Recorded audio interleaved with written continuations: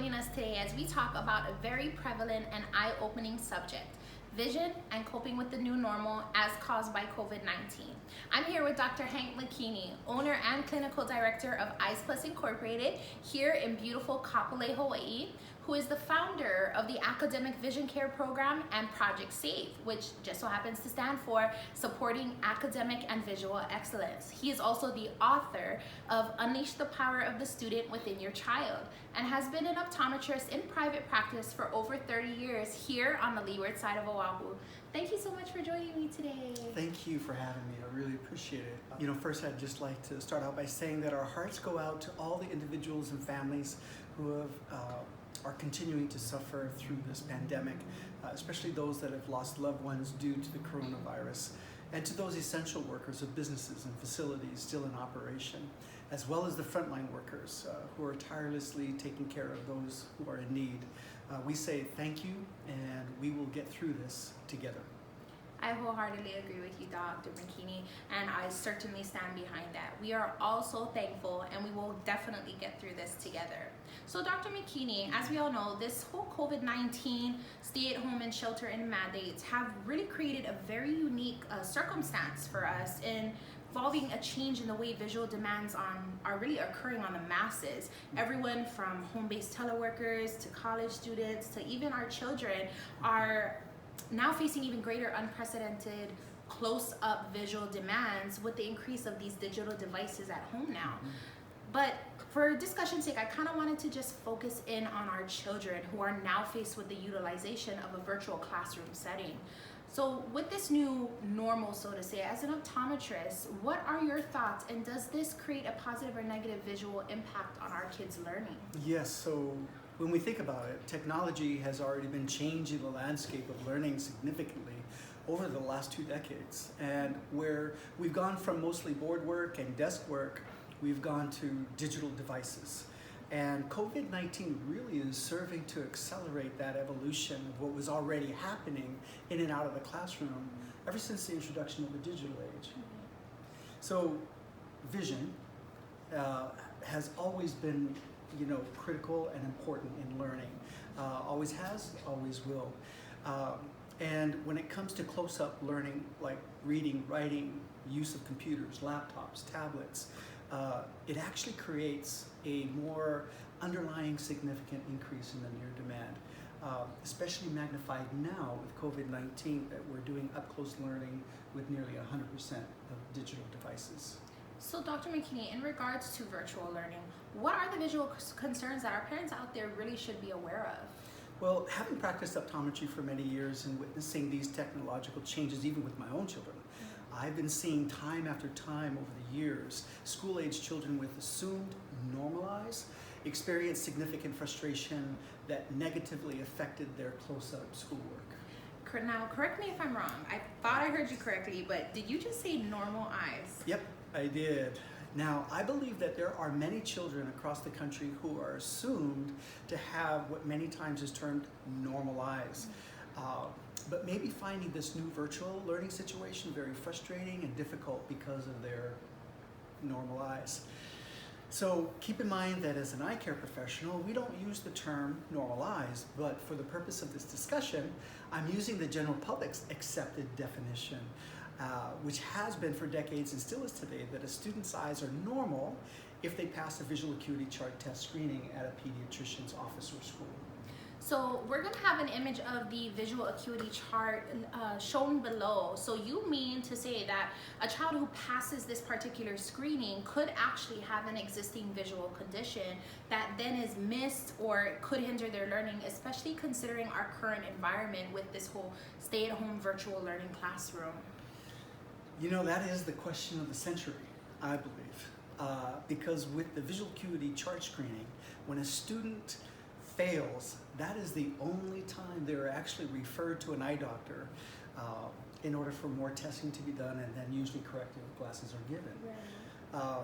What happens to the passes? Right, they're not seen. And also exactly how passing is it when you consider that most people don't even know that the 2030 line is the line that's used for passing on an acuity chart, not 2020. And that's used in every pediatric office today.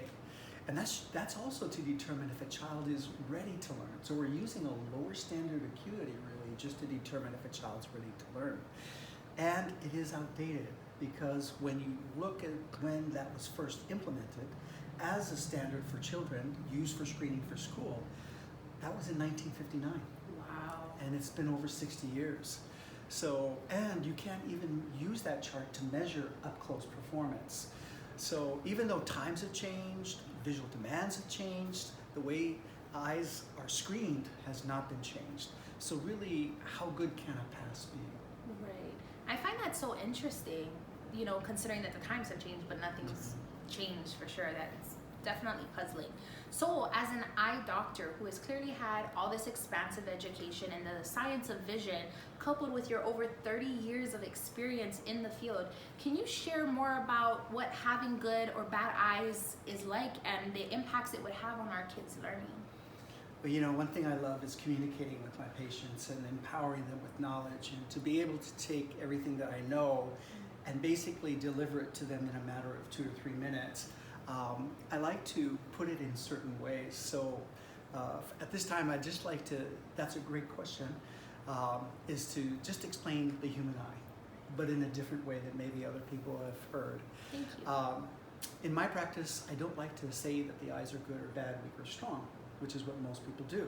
Instead, I like to say that they have different characteristics, hereditary characteristics, different shapes. And these hereditary shapes also have different performance abilities. So each one performs differently. So with these shapes, there are 3 basic shapes. And with those 3 basic shapes are called farsightedness, nearsightedness, and astigmatism. And I think most people have heard of those. Yeah, by shape, the farsighted eye is an eye that's shorter in length. And the nearsighted eye is an eye that's longer in length. And the eye with astigmatism, well, that's an eye that has a front corneal curve that is shaped like a football. It's oval instead of being round like a basketball.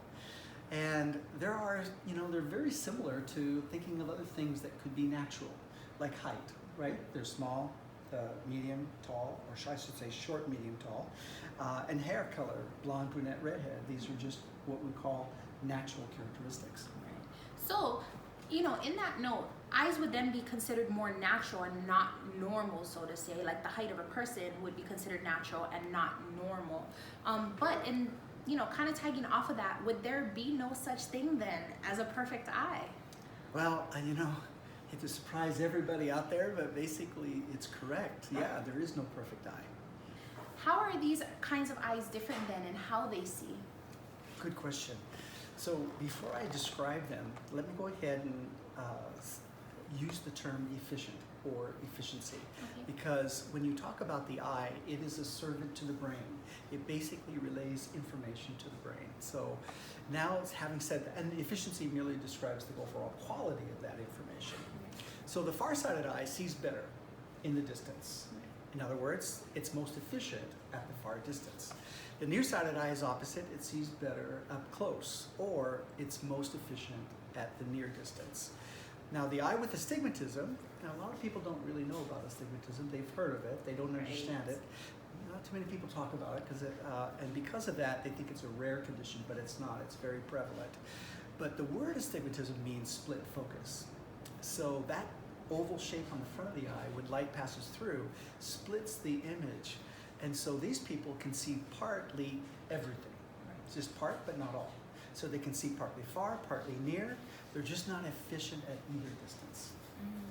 So which eyes then would pass a visual acuity chart test and therefore probably be mistaken for normal? Okay. So with everything that we're talking about, we're already seeing that there's these different shapes and how they're not all the same, and each one has a different attribute of their ability to perform. And really, we're looking at only a certain select that are being considered normal. So, taking into account the far distance in which the test is actually taken, farsightedness and astigmatism would be the ones that pass. Now, they pass, and they would, again, be assumed as normal. Right. Right. But there would be a difference in how efficient they are. So, of course, the farsighted eye would be more efficient. But astigmatism can pass that test, but it would not be as efficient. Yeah. But when we start talking about that, we have to always remember that the visual acuity test was not meant for efficiency. It was meant for pass-fail. And it doesn't measure that. And the only way that can be measured is with a complete comprehensive eye exam. We have to remember that we're talking about eyes that pass the 20/20 test, and yet they are the eyes that are being hidden and causing frustration. So, Dr. Makini, how can farsightedness or astigmatism that are really, with everything you shared, being mistaken then for normal eyes and are actually being forced to overcompensate, cause challenges? I fathom this to really include things like digital fatigue and frustration in this close-up virtual learning environment.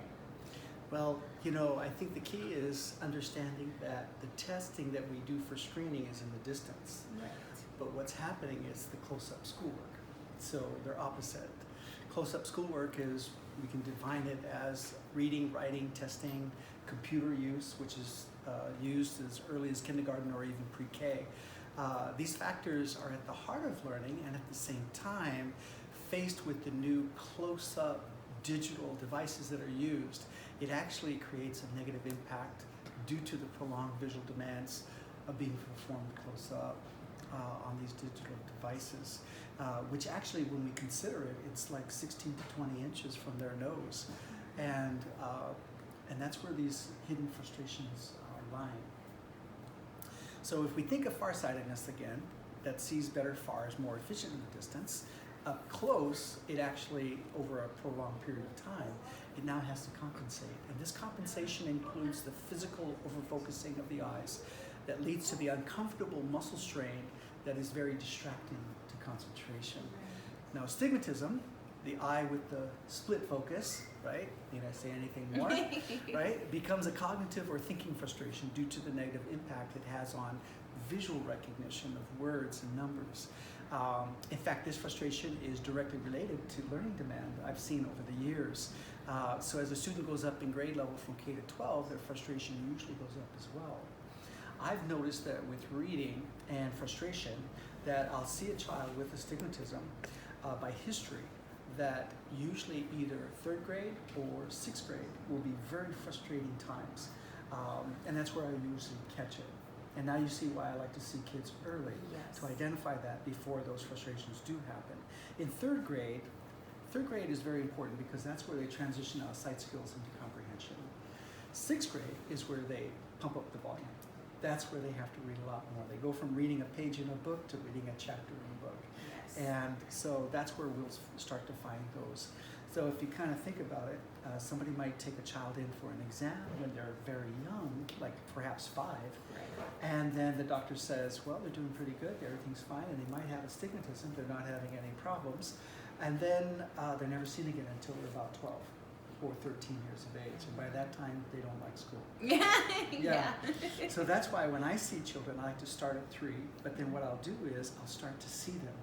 I like to see them every year because I will follow how they're doing, because you have to catch that frustration before it becomes an imprint on their identity as a child, because they will start to think that they're not a good student. Yes. So, I mean, this all completely makes sense to me even more now. I guess you could say this is going to segue right into my next question. How can the causes of these frustrations be detected for our, kids or our population out there experiencing these problems? Well, actually, it's really easy, because the best way is by having your child seen by an optometrist who specializes in pediatrics or academic vision. And that would be for a complete comprehensive vision workup and eye health examination, which is very important. And that's to be able to evaluate the visual performance of the child so that it can correctly diagnose and manage. So if a parent is watching this video, they might be asking or wondering, what would the warning signs of a visual condition look like? I have found it so remarkable that a lot of the symptoms that I find, a lot of people don't relate to eyes. They relate it to either a physical strain, a physical kind of condition, ADHD, learning disabilities, Right. such as experiencing mild to severe headaches or discomfort, avoiding reading altogether, showing signs of built-up frustration, rushing through their work because they're so, they want to just get it over with. Assignments, when they rush, they're done incomplete or messy. Mental focus, sometimes broken or sporadic. They take a lot of breaks. And also, they take too much time to complete their work. Also, we'll find that some of these kids can be mistaken with ADHD and learning disabilities. But I want to get back to the taking too long because my youngest, when she was just 8, literally took her till 10 p.m. at night to finish her homework. And I remember telling her, "You're not in college, what's going on here?" And we don't always monitor our children, kind of see how they're doing and exactly how they're focused on their homework. But her focus would be in and out, in and out, and out. And that's why her homework would drag on and on and on. When I managed it, it just made a huge change in how she performed in school and how she felt about herself as a student. So I guess probably the most important question of this interview is going to be, can it be managed successfully? Yes, optometrists are actually vision specialists as well as primary eye care doctors. And they can easily help your child manage their eyes, usually with glasses, so they can actually perform their close-up work with ease and efficiency. Many parents actually have an optometrist, but they just never took their child in because the child never complained or they passed the visual acuity chart test at the pediatrician's office or at school. So, you kind of touched into a really important topic earlier where you mentioned that these kids who are taking the visual acuity test, unless they're failing, that's the only time they're really receiving a referral out to someone like you who's an optometrist who can kind of do further research and look into what they may be missing out on. But is a referral needed from a child's pediatrician to come and see you? Yeah, the pediatrician is the child's doctor from the time they're born. Right. And they basically see them all the way up until they're about maybe 12 or 13 years of age. So when it comes to eyes, they're the first to actually measure or follow the health of the eyes and then also screen their vision right when they get about age 5 going into kindergarten. So that's why most people feel that is the eye exam of a child is at the pediatrician's office. And then, of course, only when they fail a test, they're referred. And so that has implied over the years that a referral is needed. But the truth is, no referral is needed. Any parent can find an optometrist of their choice and actually make that call and set up an appointment. So, Dr. Makini, with the current stay-at-home order, is it likely for families out there who now want to go ahead and get their children checked out or themselves checked out, able to find an optometrist that's open during this time? Yes, with regards to the COVID-19, optometrist offices are considered essential healthcare provider facilities. So you should be able to find an office open that can see your child for this very important and essential visit. With the stay-at-home restrictions in place, our offices may have limited hours, but are open for emergency purposes. And this type of visit for your child is definitely permitted. So please be sure to explain the important nature of the appointment as necessary, because it's imperative to make the most of your child's virtual learning environment at home during this time of virtual learning. So, Dr. Makini, after all the wealth of information shared today, are there any final words? Yes, we are hoping for this coronavirus crisis to conclude very soon. In the meantime, if you're suspecting that your child might be exhibiting some of the signs and symptoms that I've mentioned in this video, have it addressed immediately. The results that you will find in caring and managing for your child's eyes can literally be a gift that will impact your child's world and their future. As I've seen it time and time again in other students, it can unleash the power of the student within your child, that student that you knew was in your child all along. And finally, please know that as we continue to unite as one through these challenging times, with our faith as a pillar of strength, we will win this battle together. So remember to be kind to one another and keep yourself and others healthy and safe. Thank you so much, Dr. Makini, for taking time out from your day and just sharing your expertise. I found this interview to be most insightful, and I know our viewers will too. Thank you. You definitely connected the dots for us in a way that we can easily understand, and it certainly shows us how vital a role vision plays really in our learning. It definitely highlights the need to be sure our kids are performing at their best, especially during this time of COVID-19, where we want to make the most of the new virtual learning environment, not only for our children, but really for anyone who is heavily utilizing, technology or digital devices in this already ever-increasing technological age. I hope you found this video very informative. Our children are the promises of our tomorrow. Let's give them the best head start we can visually. For more information, please visit our website, Facebook, and Instagram pages. And from all of us here at S.A.V.E Incorporated in Kapolei, be well, God bless, and thank you so much for watching. Aloha.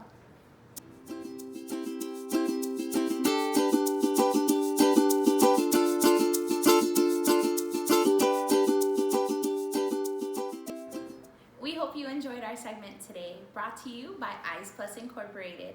Please stay tuned for more segments like this where we discuss some of the most common questions in the optical world and bring greater awareness to the importance of many of the lens materials Dr. Makini prescribes here in office. In one of our upcoming segments, we are going to be discussing blue light. We will delve into areas like how to prevent the long-term effects on the eyes caused by blue light exposure and how to combat these effects. For example, digital eye strain and fatigue. We will share some helpful visual hints and tips such as the 20-20-20 rule as it relates to working 16 inches from your nose. Curious yet? Stay tuned.